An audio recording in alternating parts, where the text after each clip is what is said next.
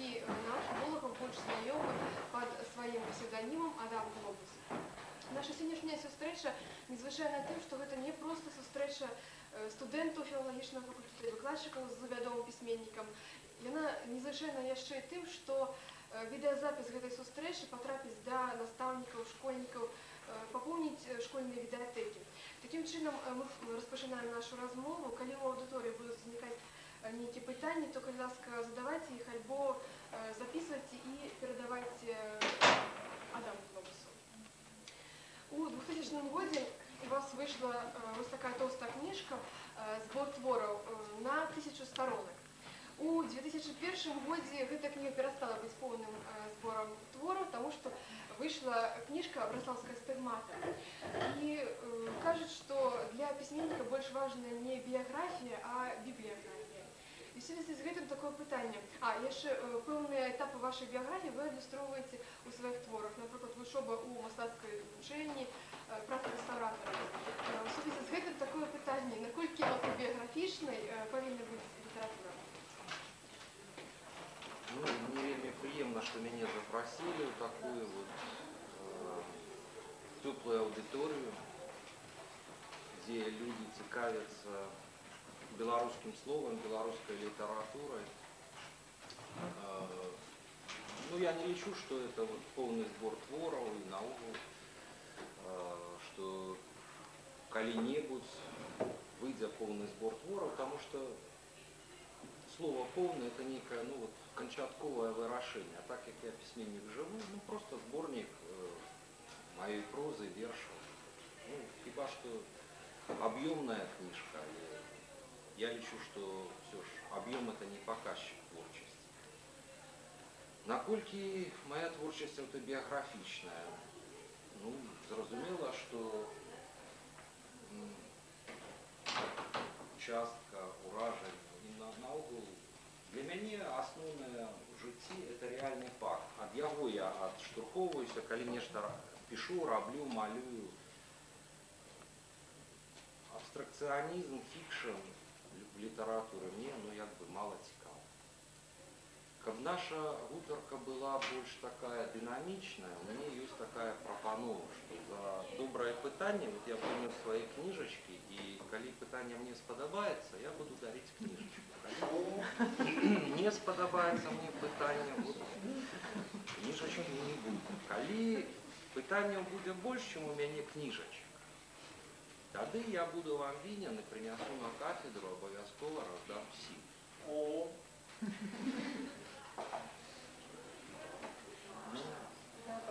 Я не ведаю, наколькі поўна я адказаў на гэтыя пытанні.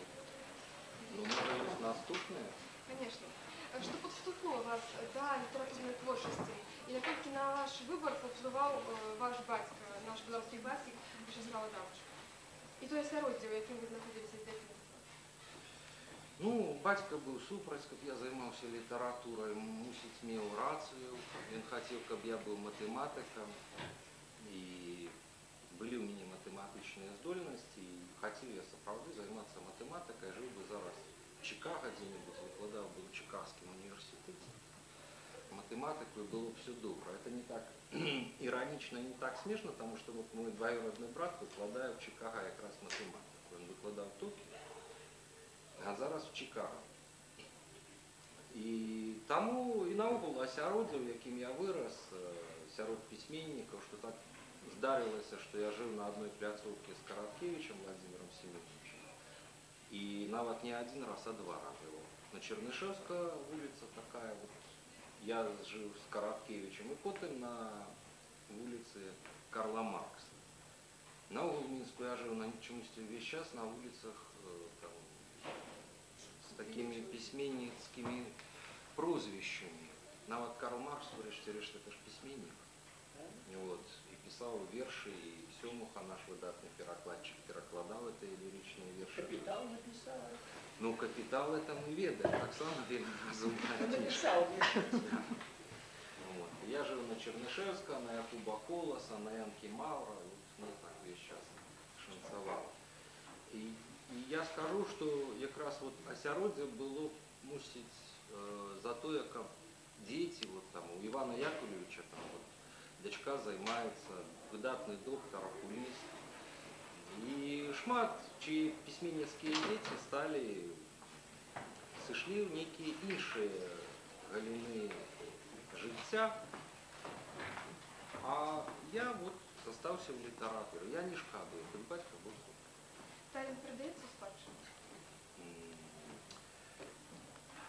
Што агульнага вы можаце знайсці ў вашым стылі, творчым і ў стылі бацькі? Ну, ведаеш, я лічу, што са зменай як бы дзяржаўнага ладу, скажем так, які адбыўся на гэтых вот тэрыторыях, каштоўнасці, сямейныя каштоўнасці вельмі ўзраслі.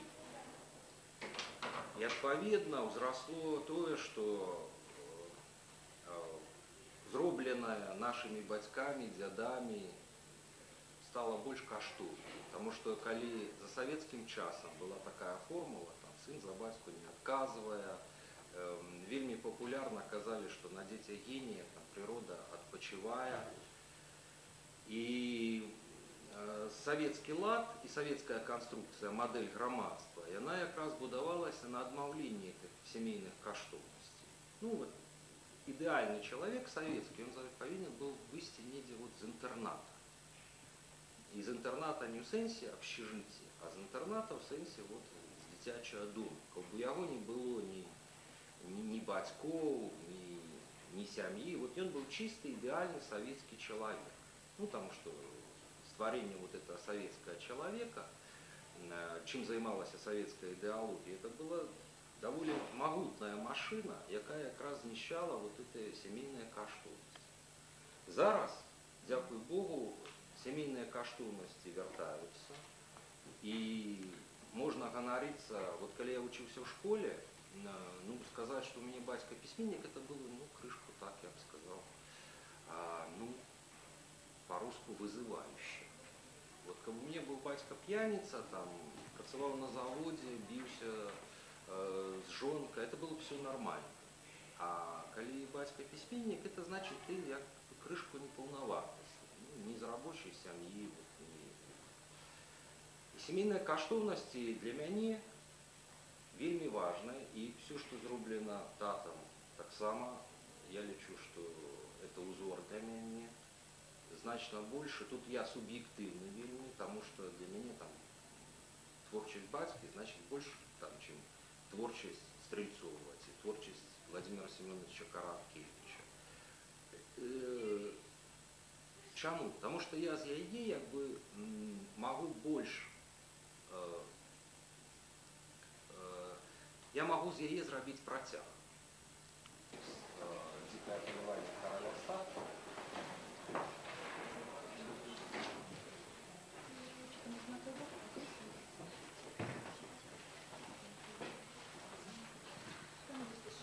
А я ігнараваў такія пытанні, яшчэ раз кажу. Ну, заўсёды я ж кажу, што самое легкое сказать, что вот на дзецях генія прырода адпачывае, і як бы скасаваць, прынізіць мяне. Але ўжо калі я падрыхтаваны да этого пытання, і я лічу, што это несправядлівае пытанне, ну, потым я ніколі не ставлю сабе за мэту быць там гениальным, там, супервядомым, и я хотел быть просто интеллигентным письменником. Все атрымалася выпадкова. То, что вы досыць вядомыя. Скажем так, есть люди, якія, магчыма, не прочитали ваши творы, але ведаюць, хто такі Адамовец. Ну, есть же справа в том, что когда вы же запросили сюда письменника, вы же не запросили, ну, вы презентовали меня, там, выдавец, там, мастак, ну, еще там автор песен, песняров, там, ці сяброў, разумеешь, можно раскладать это без конца, кім я з'яўляюсь, ці там бацькам своей дочки, и я, может, там в аудитории, когда приду в лингвистичный университет, все будут ведать, что я там батька Яді, ну, умовно, разумеешь, таму вядомасць моя, она разнастайная и не заўсёды пісьменніцкая вядомасць большая за астатнюю дзейнасць. Ну, тым ліку выдавецтва. Ну, в конце 80-х годов вы спричинились до утворения такого просто культурного феномену, як об'єднання тутейшее. Якими були памкнення і мари тогочасної творчої молоді? Я кажу на питання, звісно, дякую, що ти так подрихтувала. Тобі всі книжки віддати? Не, у нас так само будет. Ні, это Не жарт. полопайте нас. Ні, я не полопаю.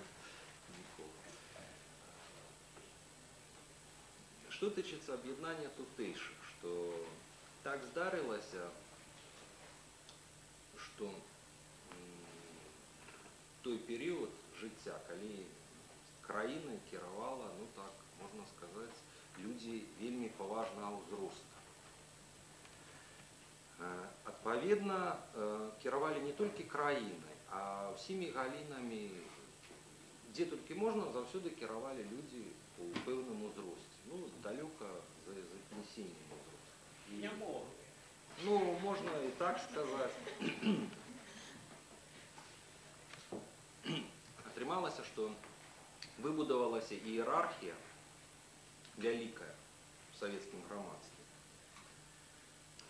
дзе майму пакаленню, маім аднагодкам проста не было месца, ну, трэба было, каб стаць, ну, знакамітым там, ці проста кніжку выдаць, трэба было там пражыць 3 жыцці. Ну, мы это раптам зразумелі, што вот калі стаць у чаргу выдавецкую, то твою кніжку выдадуць, калі табе будзе там, ну, гадоў 70. Першую. І ты там лічыўся маладым паэтам, у нас лічыліся там до 50 гадоў, весь час былі маладыя. І атрымалася, што цэлае пакаленне было незадаволена пабудовай, карацей дзяржавай было задаволена, калі вот так. Не было незадаволена жыццём у такой імперіі, якая называецца СССР. Таму рэвалюцыйныя працэсы, якія адбываліся, незадаволенасць этим жыццём, калі можна было зайсці в краму, там, а там продаваліся толькі лямпачкі і больш нічого. Это такая крама, ну, на кшталт вот ГУМ, калі уявіць ГУМ, да, а там толькі лямпачкі продаюцца. І больш нічого нема, просто нема нічого. Вот. І шмат якія праблемы ўзнікалі. Карацей, это самае рэвалюцыйнае пакаленне. А каб рабіць рэвалюцыю, трэба было ствараць арганізацыю. І адна з такой арганізацый была арганізацыя тутэйшая. Тое, што яна насіла яшчэ такую нацыянальную вопратку, што у нас была мова, у нас былі ідэалы. Но такія ж рэвалюцыйныя арганізацыі быў там піцерскі рок-клуб, напрыклад. Таксама вельмі рэвалюцыйная арганізацыя, таму што слухаць Зыкіну і Пугачёву, прабачце, мы не хацелі. Ну, не хотели слухать Кобзона без конца. Мы хотели играть хорошую музыку, рок-н-ролл. И тутэйшая это просто одна з шматлікіх арганізацый майго пакалення, якая стварыла тое, што імперія зла знікла, і зараз стварыліся незалежная дзяржава. Это ваша заслуга. Ну, я не кажу, што дайце мне за это медаль. Вот, ну, напрыклад, калі адзін з утваральнікаў тутэйшых там змагаўся за незалежнасць Літвы, Сергей Дубавец, і яму далі медаль, то я лічу, што ён яе заслужыў. Але у маніфесце тутэйшых было абвешчана пэўным чынам змаганне з пакаленнем старэйшых пісьменнікаў і такое супрацьстаянне і нават абвінавачванне ў тым, што страцілі яны. Гэта іх віна, што страшны беларускі чытач, беларускамоўны чытач? Не, я б не казаў, што у нас была такая, видиш, што вылівалася ў канфлікт пакаленняў менавіта. Таму што канфлікт пакаленняў, там бацькі і дзеці, як бы сітуацыя не складалася, яна заўсёды будзе як бы праблематычная. Дзеці все адно будуць слухаць іншую музыку, там, і чытаць іншыя кніжкі, і будуць іх папулярныя новыя пісьменнікі. И глядеть новое кино, это все нормально. Там больше глубинные процессы отбывались в громадстве, и, отповедно, тутэйшие конфликтовали не с поколением. Ну, як я мог конфликтовать там, с Владимиром Семеновичем Короткевичем, там, с Михаилом Леонидовичем Стрельцовым? Да не мог. И на что было, и кого обвиновать?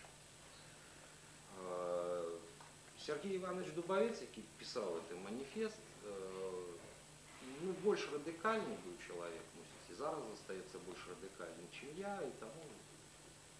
Да и легче так вот взять, обвинуватить батьков тем, что здарилось. У тутэйшых было шмат людзей і многіх сённяшніх пісьменнікаў, на многіх можна сказаць, што ён выйшаў з тутэйшых. Пра вас так сказаць немагчыма. Пра вас напрыканцы 80-х гадоў крытыка сказала інакш, што маладыя пішуць для упэўненасці, для таго, каб самасцвердзіцца, а Адам Глобус піша ад упэўненасці. Наколькі літаратура гульня і у сувязі з гэтым зноў пытанне, ці не было гульнёй тое, што вы са сваім братам Міраславам і сябрам Максімам Клімковічам пісалі дэтэктывы і падпісвалі іх дзіўным жаночым псевданімам Теофіля Сабоцкага?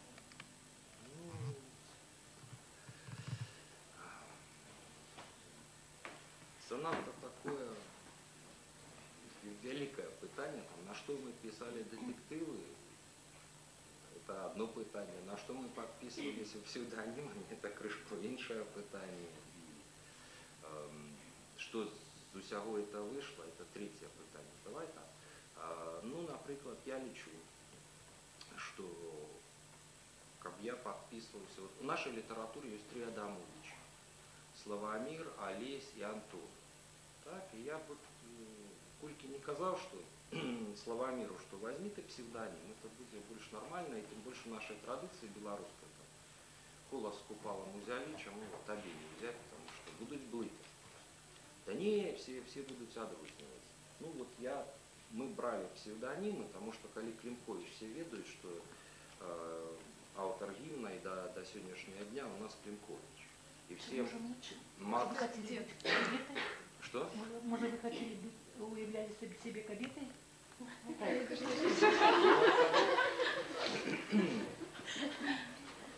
Выше наоборот было утро.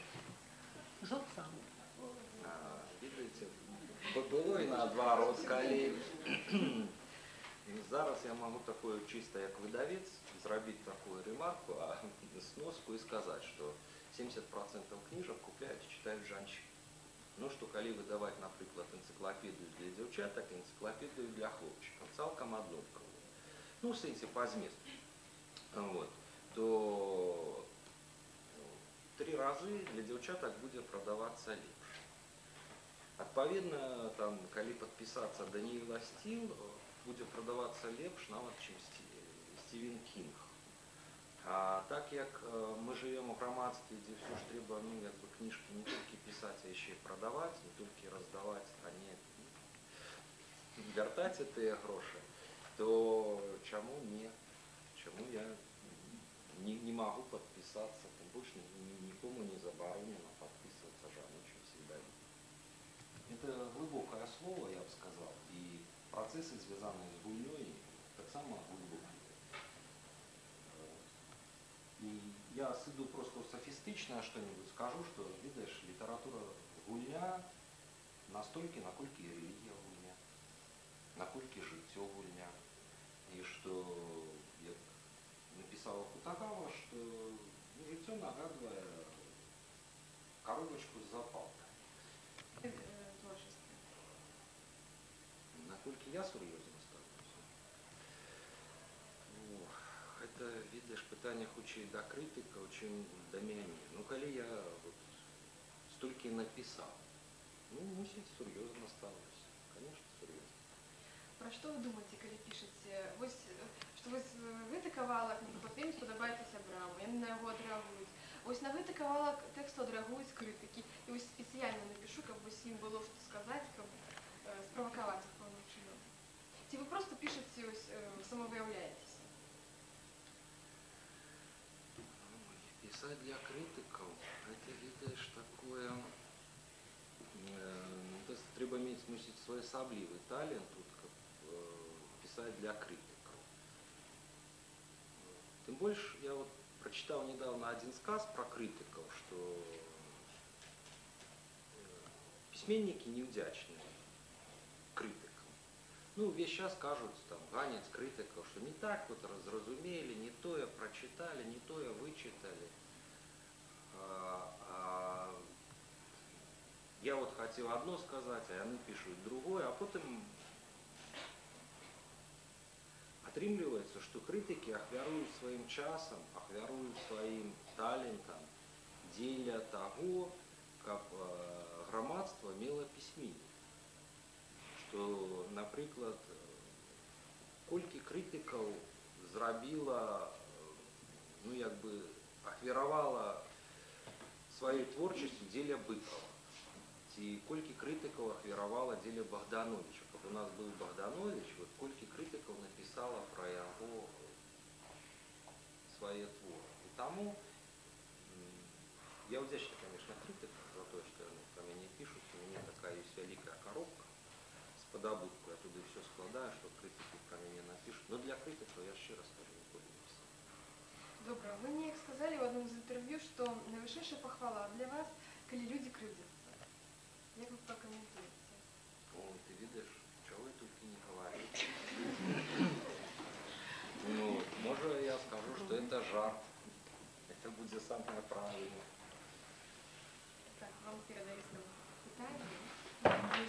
Вы пішаце ў розных жанрах, вы стварылі ўзоры урбаністычнай паэзіі, вы ўводзіце ў наш літаратурны кантэкст такі японскі жанр, як хопу. Вы пішаце казкі для дарослых, таксама вось аўтабіяграфічныя нататкі, вось у кнізе вашага бацькі Вячеслава Адамчыка ёсць такі дадатак, які называецца «Мама плюс тата плюс мама», і у часопісе «Архіхэ» выйшлі зноў аўтабіяграфічныя нататкі, так можна сказаць, дачка, пра вашу дачку. Якому жанру вы зараз аддаеце перавагу? Ну, вот этому жанру, про який ты сказала, я отдаю. Я хочу зробити такий сімейний альбом. Вот коли взять, ну, протягнуть ту гутарку про каштоўнасці беларусаў, што заўсёды у нас в хаце, у звычайнай, былі такія, ну, вот в наших хатах, где я гадаваўся, где я вырос, были такие рамочки с фотоздымками всех свояков. Притым это такие, я называл это семейный алтарь, и он нават по выразности, по культуре, по любови спрачаўся заўсёды с сапраўдным абразом, что вот на покуце висел образ, там Дева Мария, а побач висели все вот свояки.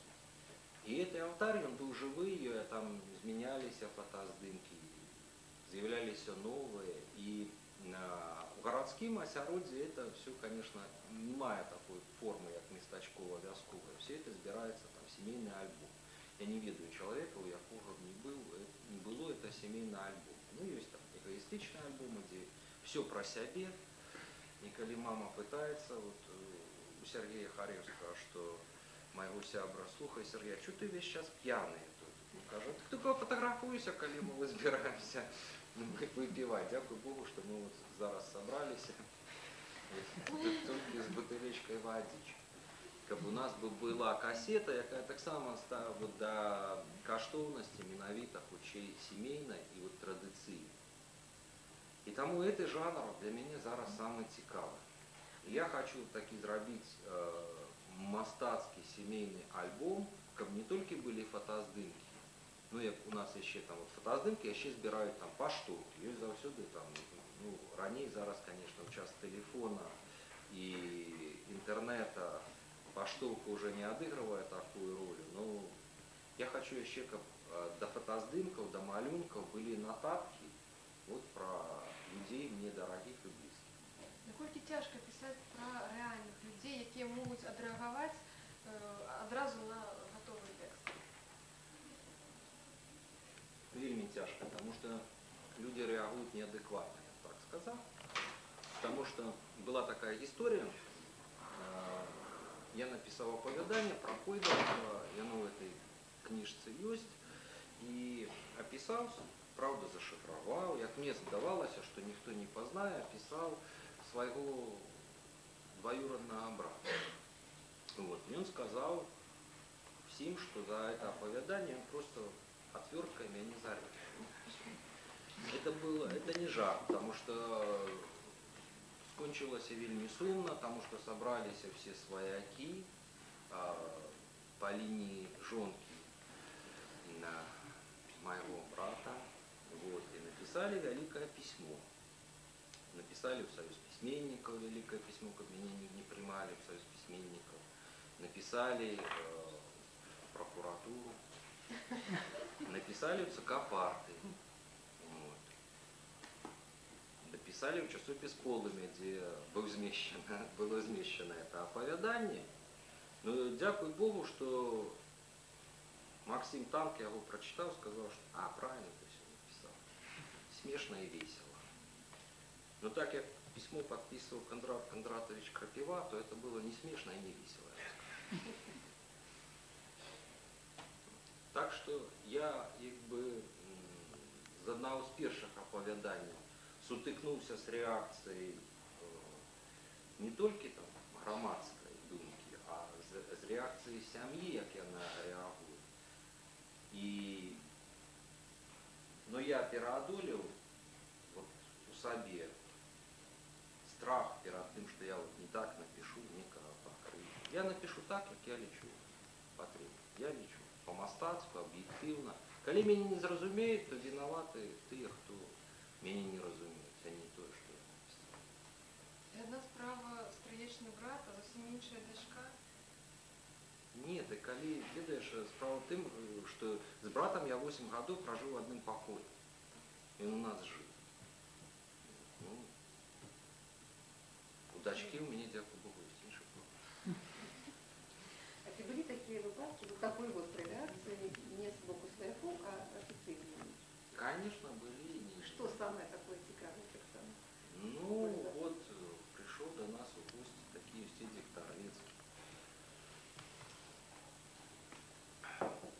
Вот. И украл у моей дочки торстенок. Кто украл? Украл.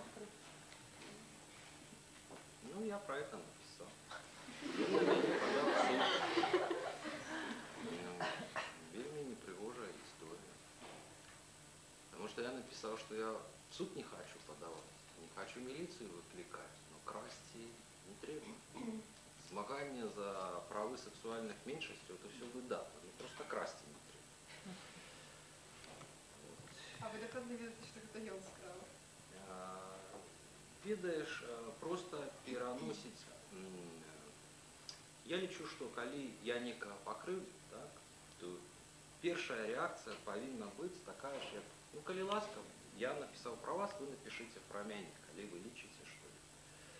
А коли это переводится в юридичную плоскость, плоскость там доноса, плоскость там криминала, как я почав доводить, ну, треба было бы его посадить, а мне шкода его посадить. Мне легче было заплатить там штраф, что я довести, что это твор мой, мастацкий твор. Як би ви поставилися, коли б ваша дочка написала твор, який називається «Батька», і, ну, і описала такі вельми приватні випадки життя, наприклад, що коли у батьки болять зуби, і він плаче, ну і так далі. Ты видишь, коли это будет талановито написано, то я это все переживу. А коли будет бездарно написано, как написала дочка Селінджера, что мой папа пьет мачу, то я... Она написала просто бездарно. І вона використала прозвище батьки, щоб заробити гроші. От що зробила дочка Селінджера. І тут, видиш, така гіпотеза вельми умовна. Тому як напише, так напише. Хто перший читає ваші твори? Видиш, в інтернет, так як я зараз пишу в основному в інтернеті, є такий часопис «Літеранет», і я вот щодня пишу нотатки, как на меня в суд не подавали, на интернет еще у нас не наловчились в суд. Вот, то я не ведаю, кто заходит, кто и читает. Нема такого, что у меня есть вот перший читач. І ви не даєте жонці почитати ваші твори на рецензію. Не І даю. казки там з Домой Камерон так само не дають. Не, вот казки я нас домовика Мирона вельмі любил. Так как я перестал писать домовика Мирона давно, вот, то да, не, все остальное ничего. Тады пытанне наконт дамовіка Мірона. Пісаць эратычную літаратуру, гэта што для вас гэта было? Патрэба душы ці жаданне выклікаць розгалас, рэзананс у грамадстве? Не такая, мне была задача спочатку вельмі такая простая. Як атрымалася? Мне рассказали некалькі гісторый таких, ну, заўсёды адзін про другого нешта такое вот пикантное рассказывают. Ну, такие люди, и так, такий человек в сутности. Вот рассказать гадость про другого, это ж так приемно, правда? Вот. А я взял да записал. Раз записал, два записал. Дал Дубовцу, показал, он каже, вот это нормально, это литература, зараз выдадим подпольный часопис, и вот поглядим на резонанс. Выдали подпольный часопис, 30 тысяч раскупили. Вот. Я четко, конечно, кривился, сказал, что ой, я не хочу это раздавать, но приходится. Вот. Ну, зато люди заробили много грошей. На эти гроши, які они заробили, выдавалась газета «Свобода». Ну, а я до этого остаюсь, ну, я, вот это как раз, коли уже про гульню казать, вот тут гульня в чистым выгляде. І мне здаецца, што эратычныя творы прасцей напісаць, чым асмеліцца іх надрукаваць і падпісаць сваім імем. Вы не боитесь, что вас будут той самыми вот головными героями гэтых казак для дарослых?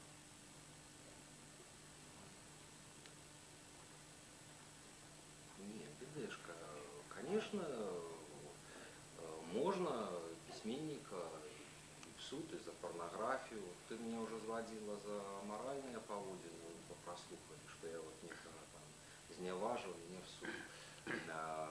Сапраўды там Володю Сорокина зараз судят за порнографию. Можно мяне судить. Ну такие лёс письменника. Что... Самое дивное, что опыт подсказывает, что падаешь не там, где вот где думаешь, что вот думаешь, як написать там, как тебе там не в суд не потянули. Но я был упевнена, что Эдик Тарлецкий, ну докладно не пойдет в суд. Не пошел я как раз этим. А все остальные, про якое я больше жестко писал там и больше зневажливо, а так. І питання зв'язане з інтернетом. Я бачила у інтернеті ваш ератичний алфавит називається, так? Алфавит, я зараз ніколи не скажу. Алфавит. Що вам дає віртуальне літературне осяроддя?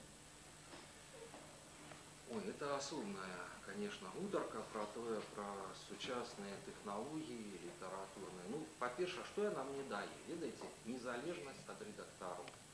Я так стамився за жыццё працы з редакторами, что вот просто душой отпочиваю, что ну вот я сдаю нашу Ниву там 25 нотаток, друкують 5.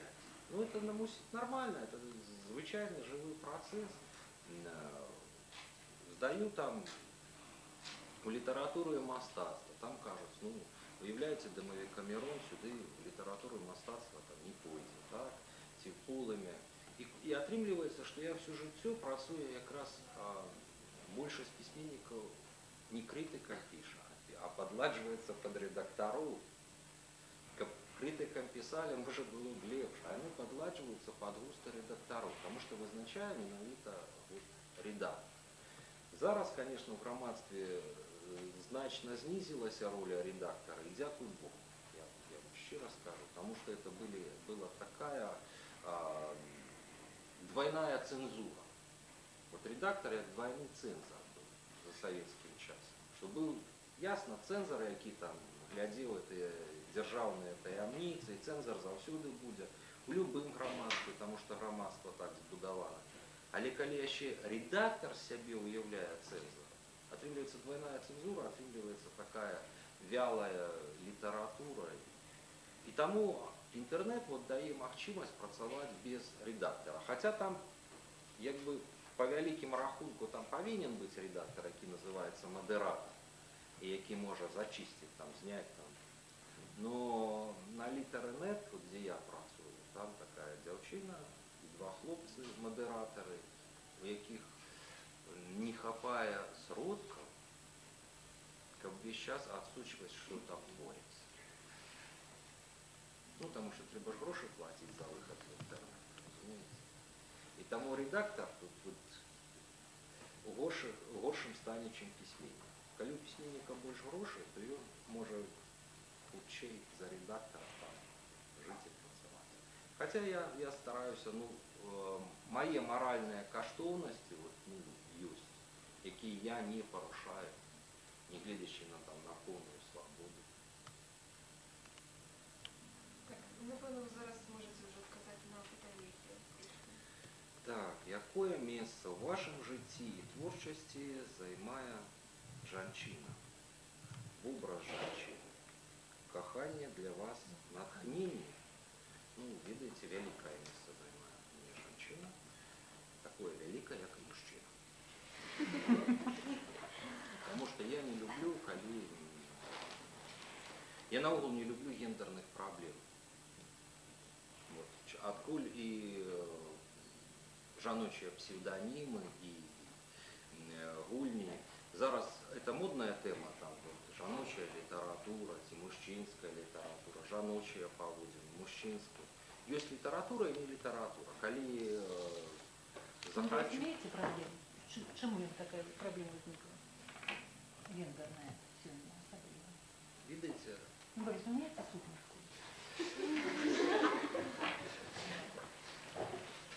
Разумеете, что скажите, что разумеете.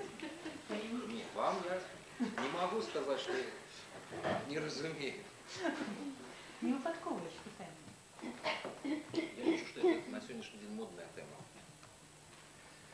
Я лечу, что это модная тема, а не глубинная тема. Вот. Наогул меня завсёды цікавила культура матриархата и жанчыны-пісьменнікі для мяне у шмат у чым служили узором и зараз. И я назову этих письменников, потому что мусить это важно. З усёй культуры матриархата, материальная, якая вот захавалася у свете, это крито-микенская культура, это культура Крита. И она уникальная сама по себе, и она привабная для меня. Так само старожитная японская литература, дневники жанчин, Сейсю Нагон, я лечу, что это одна из самых гениальных письменниц во всем свете. Яе перакладчица на русскую мову Вера Николаевна Маркова жила, народилась тут вот недалеко, была такая улица Магазинная, зараз это улица Кирова. Я вот не ведаю, як у меня атрымаецца, но я хочу улицу Кирова переназвать в улицу Веры Марковой. Я думаю, что это будет справедливо, потому что это одиная перакладчица русская, про якую написали в аннотации гениальный русский перекладчик. Она переклала японскую классику на русскую мову. Это гениальный человек. Вот. И она народилась в Минску, жила тут до Первой сусветной войны. Я з ёй сябраваў. Не пашанцавала. Калі пачынаецца вырашэнне гендерных проблем савдэпаўскімі методами, не прымаю, не разумею. А про кохання? Ви вважаєте? Тут якраз було питання про кохання. Трошечки.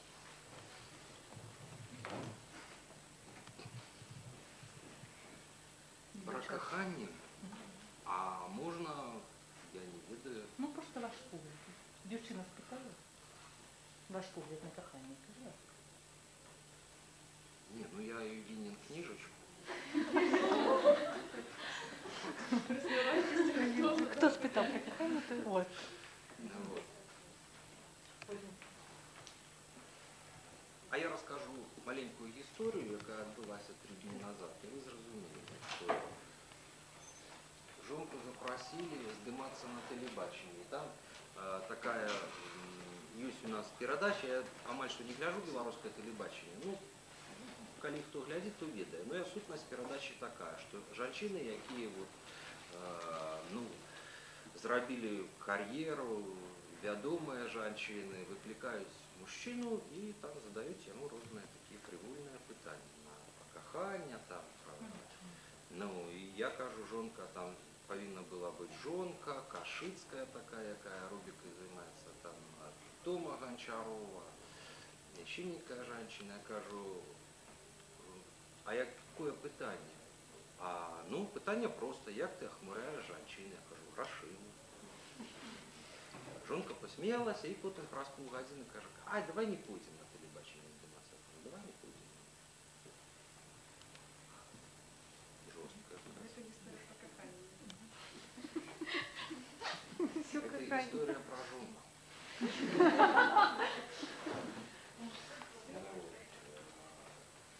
Я лічу, что вот есть мужчины, якія, ну, вот, видите,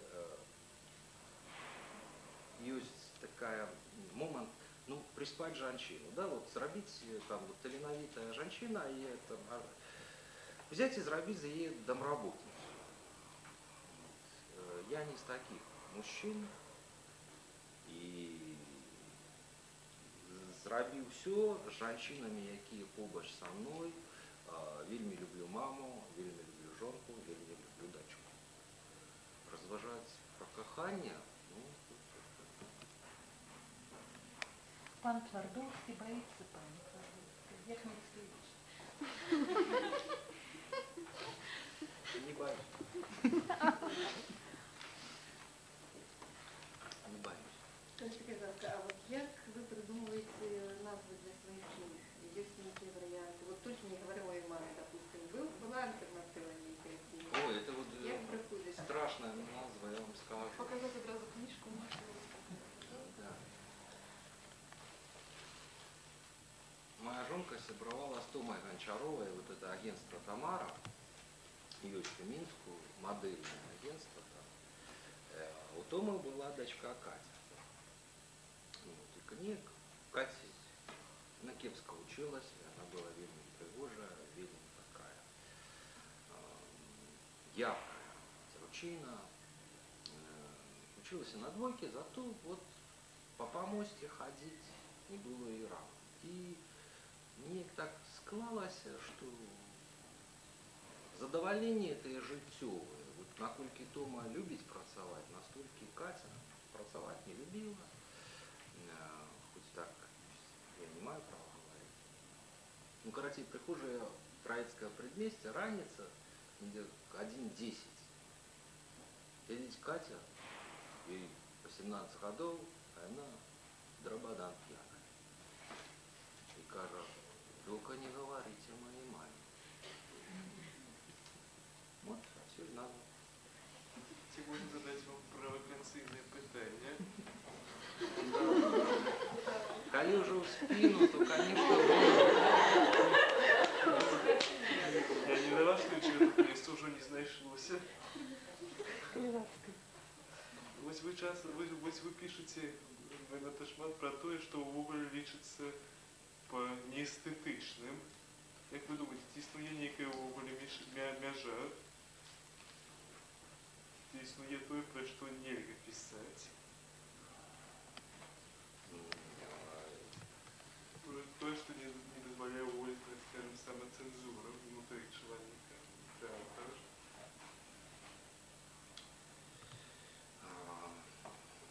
Мяжа есть у любого человека. Это мяжа и таленту, и мяжа адукації, мяжа світапоглядаў.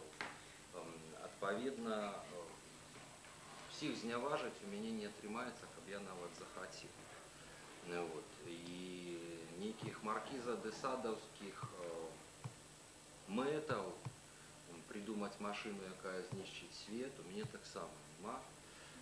Ці як там Свифт сказал, что хочу, как весь свет перетворился в один твар, який хочется плюнуть.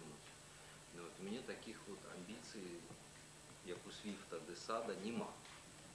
Межи есть у меня, например, то, что я пишу, есть еще таемный дневник, есть интернетный дневник. Могу сказать, что я человек светский, что я не религийный человек, не ортодоксальный человек. Тому у меня мусить ширей погляды, и мне вельми подобается выраз Бунина: я человек, как Бог я обречен познать тоску всех стран, всех времен. Мне это вельми подобается. Ну, не ведаете, отказал. Так.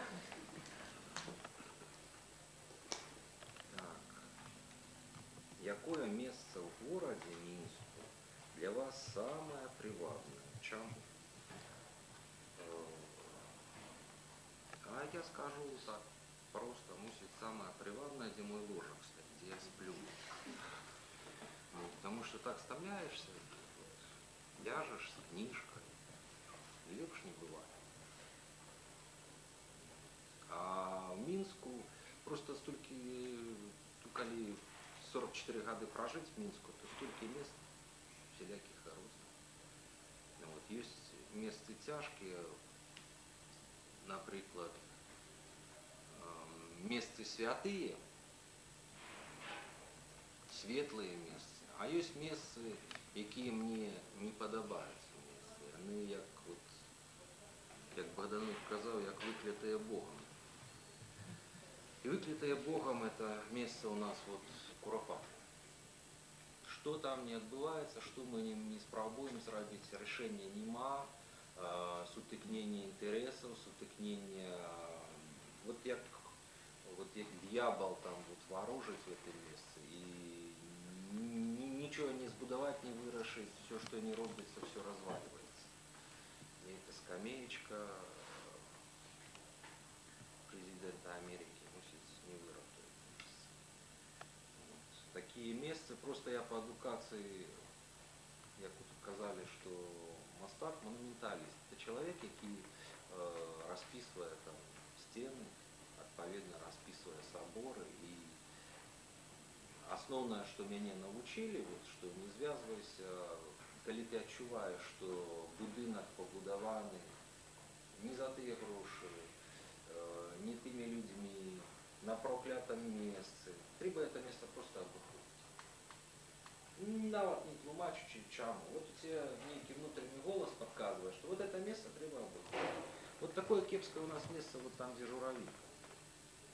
Это болото, и вот что там не будуется, оно все разваливается. И это ресторан разваливается. Тому вот про такие места тяжкие, те вот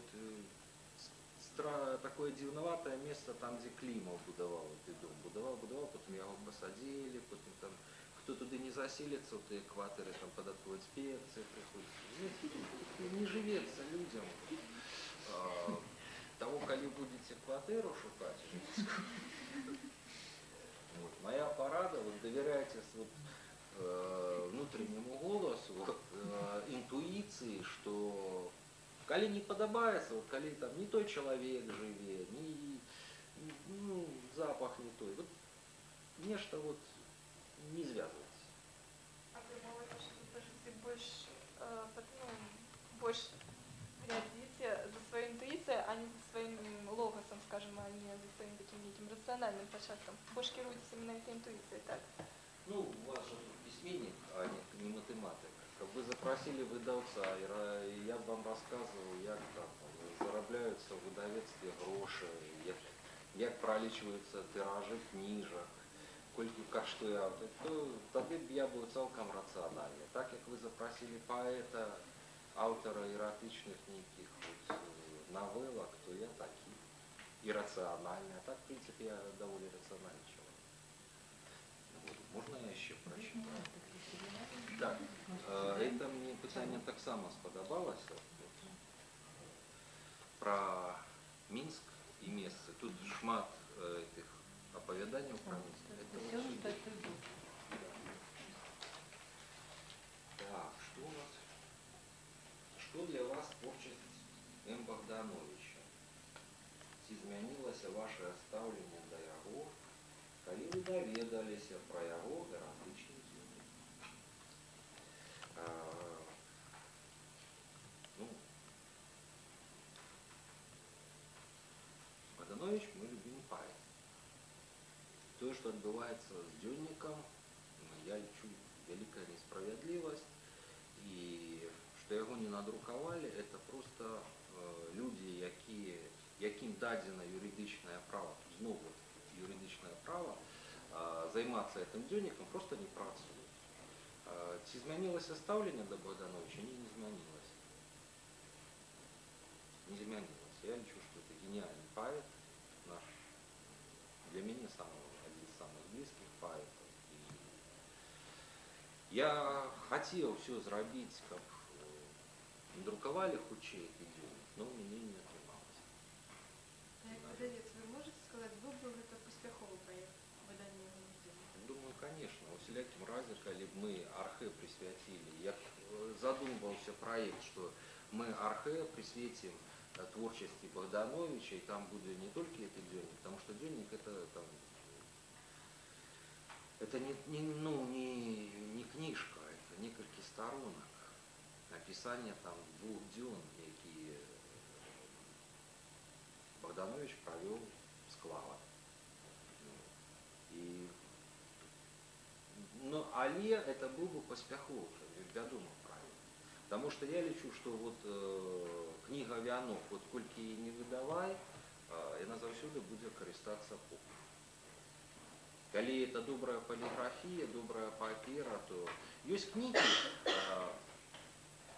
якія, ну, вот, можно купить 3 особника, 4. Вот книги Богдановича, калі у тебе вот есть некалькі сборников Вянок в розных выданнях, факсимільных, там, у зборе твораў, их не бывае як бы зашмат. И калі выданне добрае, сапраўды густоўнае, то Богданович заўсёды пагарціць. Вот самое дело. Он любимый поэт нации, не только мой. Еще почитать. Так, чему ваша выдавецкая деятельность так мало датычится белорусской литературы? Ну, я бы так не сказал. Я бы не сказал, что мало датычится белорусской литературы. Потому что, по-перше, большасць пісьменнікаў, якія ў мяне працуюць, это ясна, што калі я жыву в Мінску, то это беларускія пісьменнікі. Тое, што шмат выдаем камерцыйнай літаратуры, то это таксама абставіны часу. Тое, што я выдаю беларускія кніжкі і буду выдаваць беларускія кніжкі і по-беларуску, это таксама факт, таму пытанне нічым не карэктна. Але і тут ёсць другое пытанне, таму право на книжечку застаецца. Як вы ставіцеся да вашай характарыстыкі, прададзенай у новым романе Зміцера Вішнёва «Трап для суслика»? Видите, вот заўсёды такое, есть такой фильм непристойный, калі я так скажу, «Вячера з паўднёвкам». Вот. И бывает без Вишнёва, как никто не згадал Вишнёва. Як я ставлюся? Видите, стать героем романа, мусить, вот, это же выдатно, правда? Тому я ставлюся выдатно до Вишнёва. Что я стал героем за этот год, правда, я стал героем 2 романов.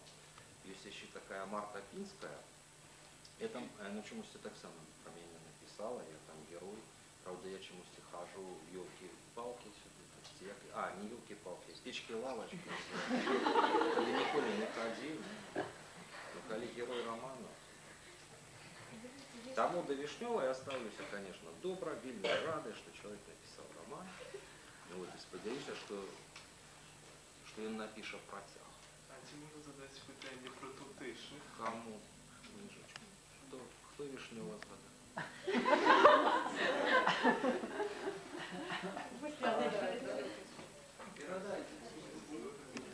Скажите со своими однодумцами, их не славили,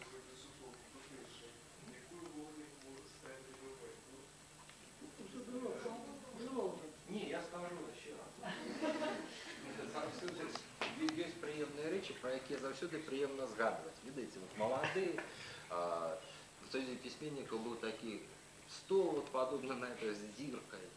И два инструктора ЦК пришли такие, Бутевич с Наркевичем. Наркевич был, ну зараз он головный редактор «Звезды», Бутевич там так само был послом, там, поважанным министром был.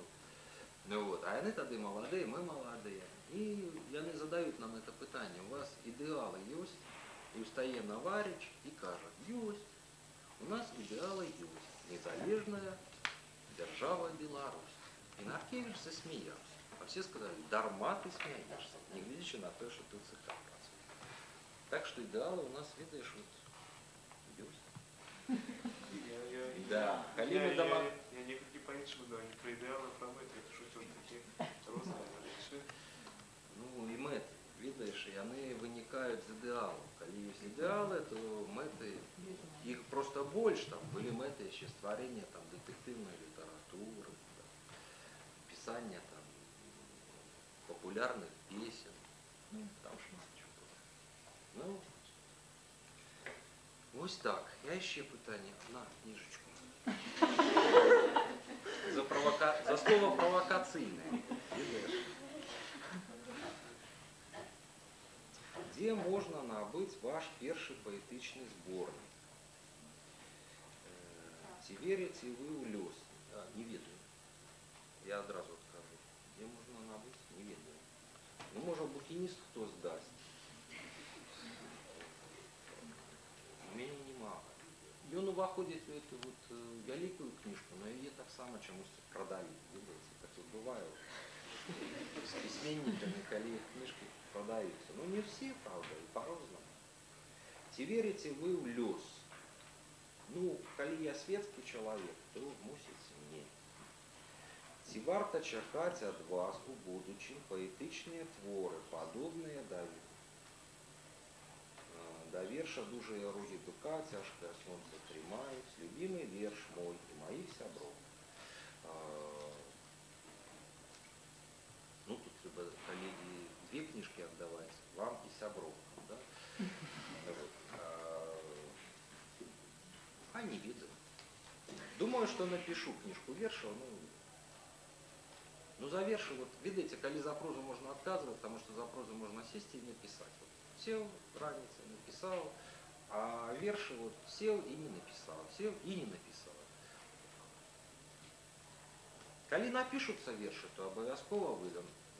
Коли будут горшие за парку, просто не буду выдавать. Обещаю, вот не буду друковать, коли будут горшие. Там две.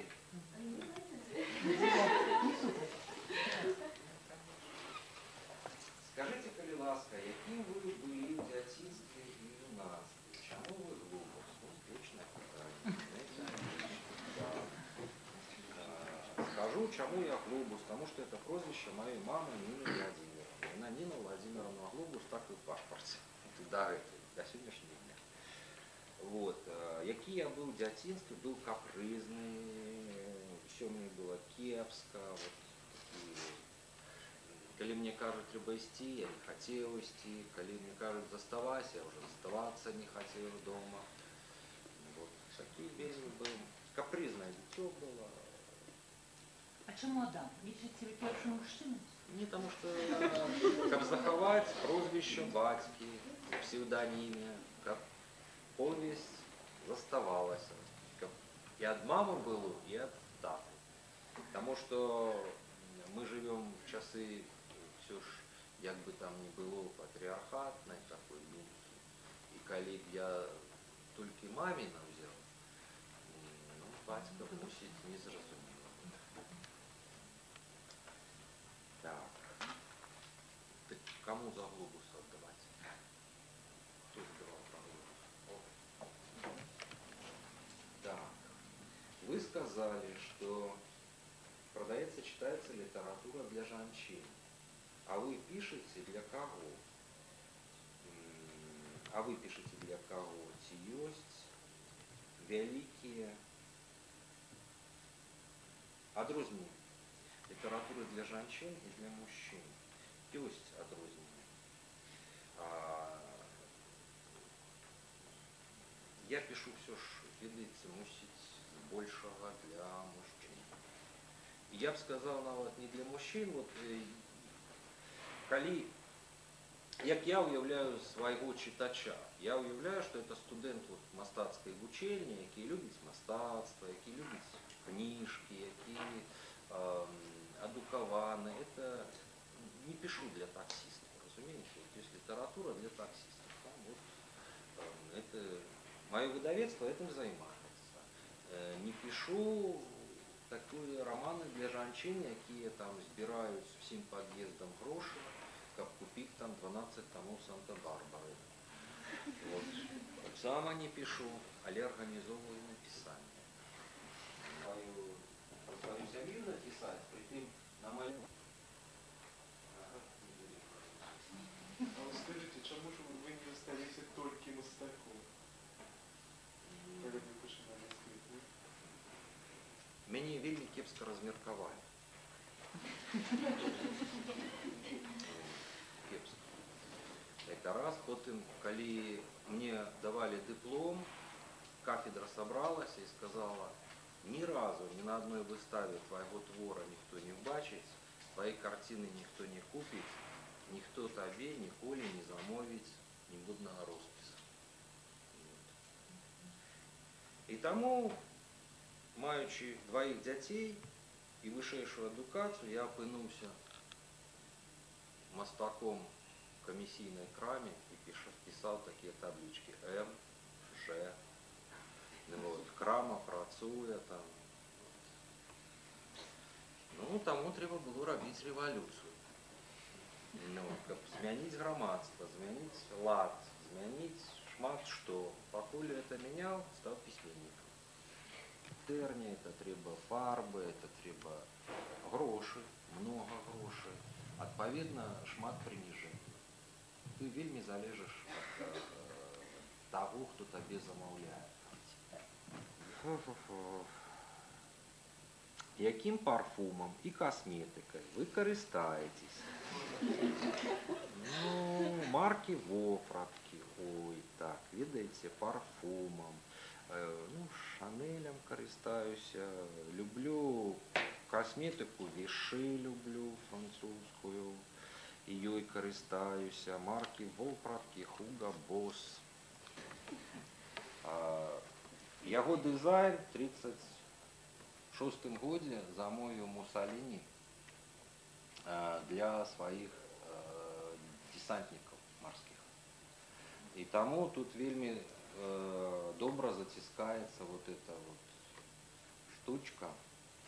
И калі там ты куды-нибудь трапляешь нейкія ситуации, то не собьется, не зацяче. И он был секретный до 1994 года, а потом итальянцы его продали швейцарцам, и зараз яны этими гадзіннікамі гандлююць. Дизайн про косметику. Ну, признаю.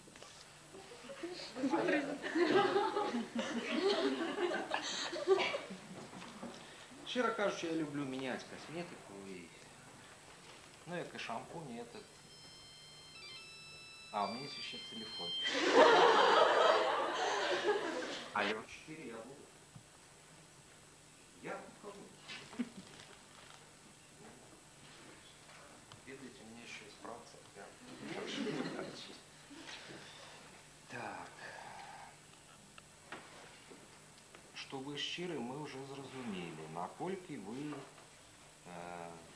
незалежны самі по сабе у грамадстве.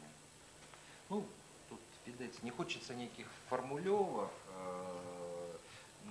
но я такую не метафору, а назирание скажу, что незалежность з'яўляецца, ведаеце, в які момант, калі перасякаеш дзяржаўную мяжу.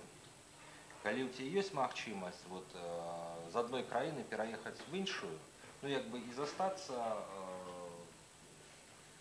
цалкам адаптаваным.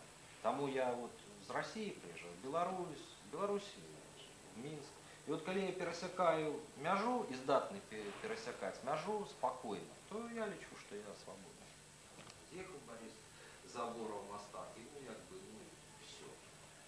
Зараз, коли світ відкритий, це не так усприймається, але все одно розмова з митником – це близько, як на той світ.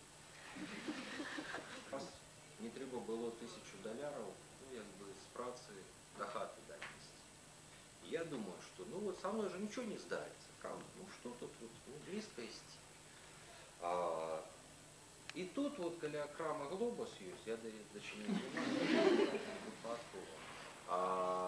я стою на светлофоре и бачу пьяный хлопец, идет навпрост под машину. Я хапаю этого хлопца, оттягиваю. Вот. И он оборачивается до меня и кажет, ну что, я так. І я думаю, от я його виратував, от він зараз би трапив під машину. Я його виратував, він повинен мені бути вдячний. Зараз він мені зневажив, ну от покрив.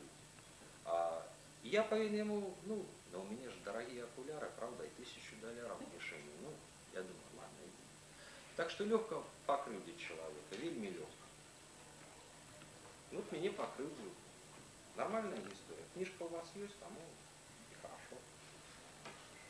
Вы вось згадали Владимира Сорокіна.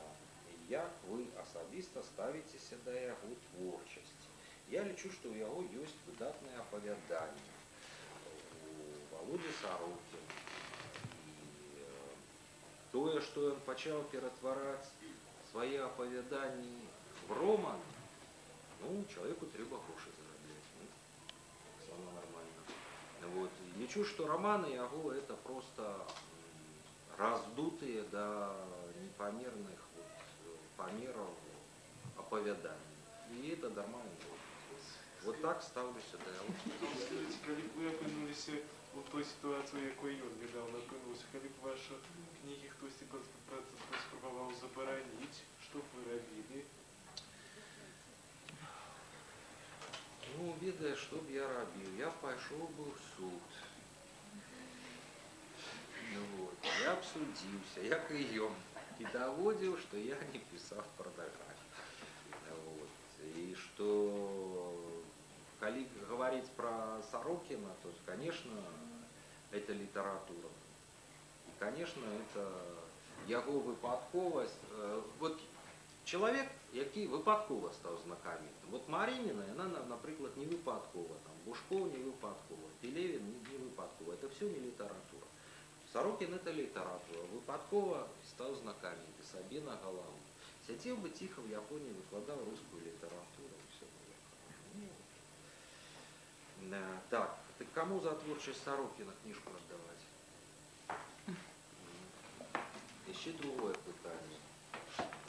Не тяжко зауважить у вас некий революційний бунтарський рух tutejший. Ваші твори, а ваше знайомство з Тарлецьким і Лямбо, это так само выпил. Куплял путевку в Испанию, туристскую, и кажу, хочу такое место, ну, где вот наших людей много будет. Ну, как было поменьше. Ну вот все там немцы ездят там, где много немцев, вот это, да? А белорусы ездят там, где как наших не было, вот это тоже. Как наших вот. Ни наших, ни русских, ни украинцев, ну, как наших не было. Мне кажется, есть такое выдатное место под Барселоной. Вот. Я приехал, правда, выдатное место, такое чудовное, там жил Сальвадор Дали со своей галой, жил Честертон, там приезжал Бунюэль, Гарсия Лорка, ну, просто выдатное место. Я думаю, что это испанцы некие дивные каталонцы, люди вот ходят с мужчиной за ручки взявшись, ну, вот целуются, вот ты повсюду. Вышел на пляж, одни мужчины. Я прошу пробачення. Алло. Алло. Вертався по фотоздимки, по нотатки, каб я написал на эту тему просто для его книжку, кому есть, да? Так.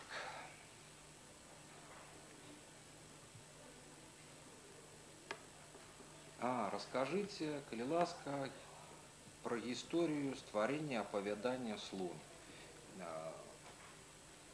вельмі проста вам скажу. Я вырашыў так, што вот сяду, напишу апавяданне. Калі атрымаецца, буду пісьменнікам. Не атрымаецца, вот і напісаў апавяданне слова. Вот и вся гісторыя. Ну, дзякуй, да. Не, у меня не питание так. А кому заслана? Юрочка? Да, першая. А што? Удала, да, атрымалася? Якія вы бачыце шляхі папулярызацыі беларускай культуры і літаратуры? Ведаеце, якія бачу, такімі іду. Таму што вот, ну, як бы, все, что могу, все для популяризации, для пропаганды белорусской литературы, все, что в моих силах, буду робить. Вот. Як я сказал, что я помру ранее, чем помре белорусское слово и литература. Покуль буду жить, до апошняй кроплі крыві буду змагацца. И вельмі жорстка. Некие парады для нас есть? Для нас, молодых? Як змагацца? Не сумлен. Всяк. Штобуса.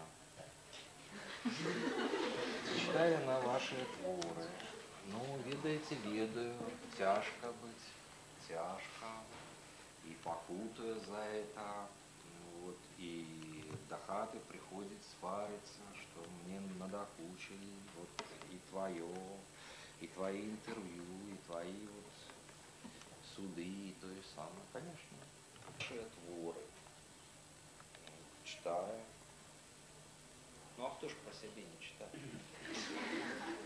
Ведаете, все ж, любые разгортовые газеты, вот бачу в себе, так обрадовался, потом почитал, коли хорошая, то, конечно, читаю. Деле чего и пишется. Что вам... задачку. Что вам у сабе больш за ўсё не падабаецца? А што падабаецца?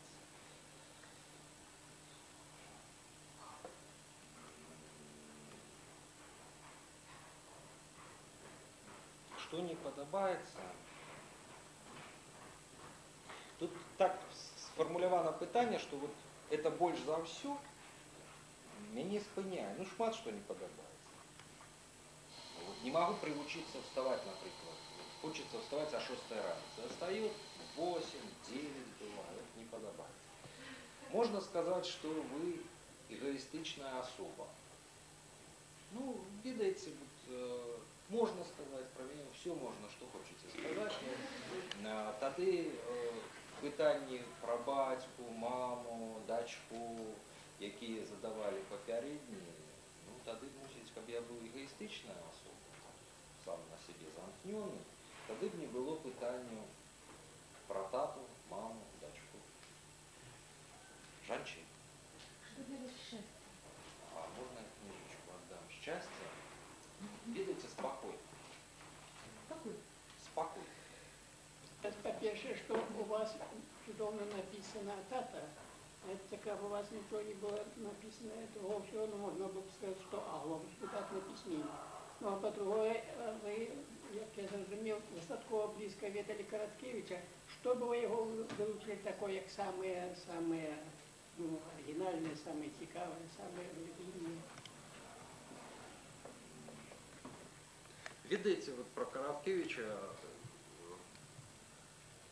у нашей кватэры заўсёды быў цвічок такі ўбіты каля дзвярэй, і на ім віселі ключы ад кватэры Короткевича. Я там кветкі паліваў, там, ну, глядзеў за кватэрай, калі нікога, калі яны з'язджалі куды-небудзь. Для мяне самы лепшы твор «Дзікае паляванне караляства». Вельмі люблю.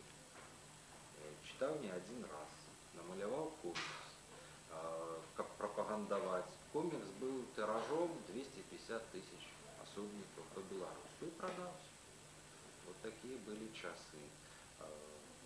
А для мяне, мусіць, самае цікавае в Короткевичу, што тыя гутаркі, якія былі між намі, про якія я яшчэ не напісаў.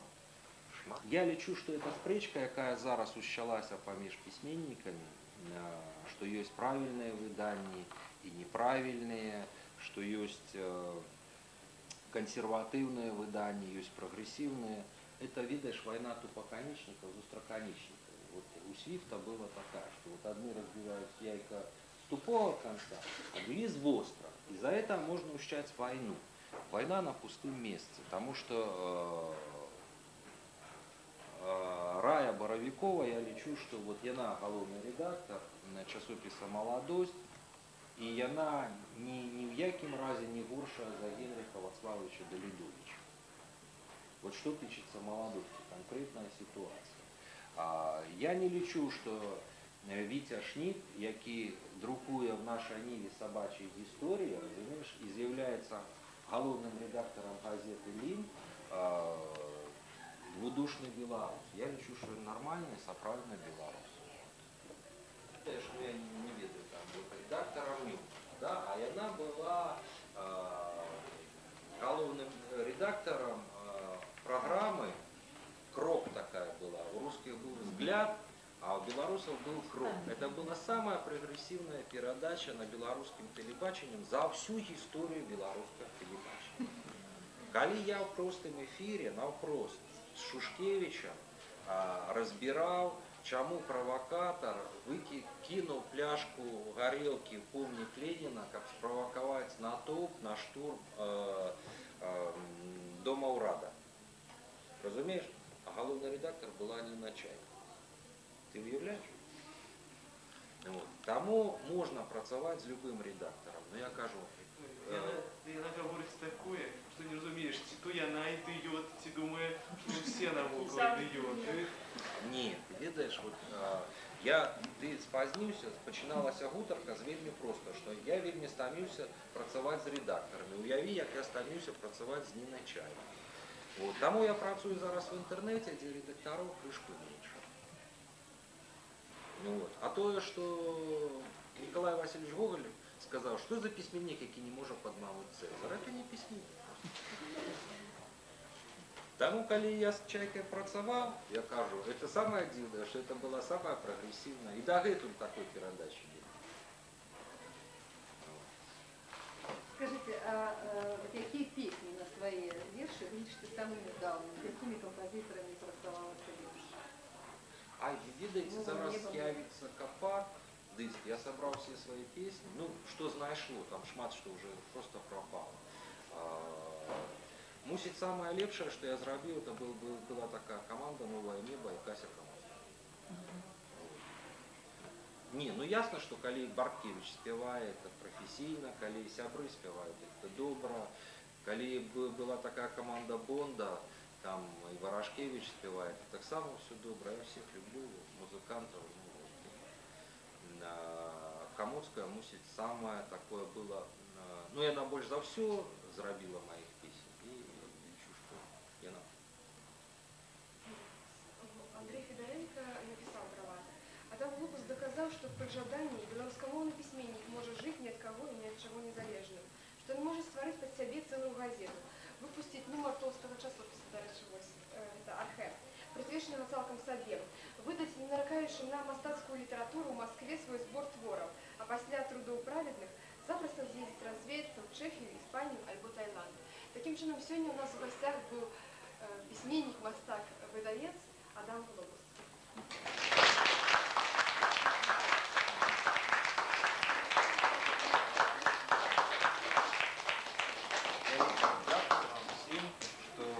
Шкода, конечно, что никто не попросил меня верши почитать.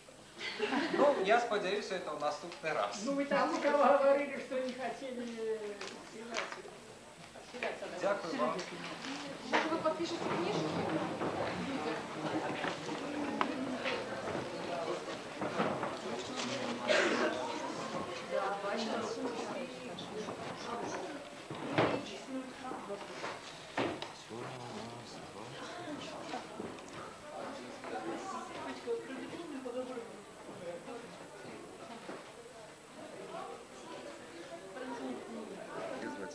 Сейчас слово.